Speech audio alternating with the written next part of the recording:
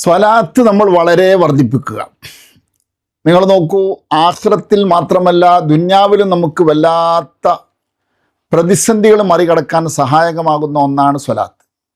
ഇമാം ബൈഹഖി റിപ്പോർട്ട് ചെയ്യുന്ന ഹദീസിൽ കാണാം, മുത്തുനബി സല്ലല്ലാഹു അലൈഹി വസല്ലം തങ്ങളുടെ മേൽ വെള്ളിയാഴ്ച, ചില ഹദീസുകളിലൊക്കെ വെള്ളിയാഴ്ച എന്ന് പ്രത്യേകം പറഞ്ഞിട്ടില്ലെങ്കിലും ഈ ഹദീസിൽ വെള്ളിയാഴ്ച എന്ന് പറഞ്ഞതുകൊണ്ട് വെള്ളിയാഴ്ച എന്തായാലും ഒരു 100 തവണ സ്വലാത്തില്ല.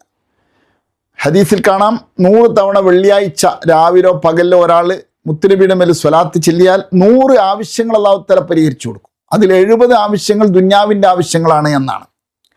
മാത്രമല്ല പിന്നീട് നബി തങ്ങൾ പറയുന്നു, സുമ്മ യുവക്കിലു ബിദാലിക മലക്കൻ, പിന്നെ ആ വിഷയം, ആ സ്വലാത്ത് ഒരു മലക്കിനെ ഏൽപ്പിക്കുകയാണ്. യുദ്ഖിലുഹു ഫി ഖബരി, ആ മലക്ക് ആ സ്വലാത്തുമായി എൻ്റെ ഖബറിൽ വന്ന് എന്നെ ഏൽപ്പിക്കും.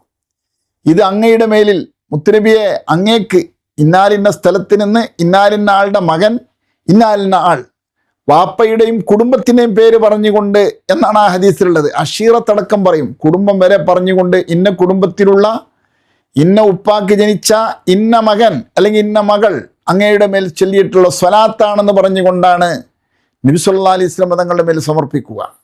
അങ്ങനെ വരുമ്പോൾ കൃത്യമായി നമ്മളെക്കുറിച്ച് പേര് പറഞ്ഞുകൊണ്ട് തന്നെ അള്ളാഹുവിൻ്റെ മുമ്പിൽ മുത്തുനബി സല്ലല്ലാഹു അലൈഹി വസല്ലം റെക്കമെൻഡ് ചെയ്യുമെന്നുള്ളതിൽ സംശയമില്ലല്ലോ.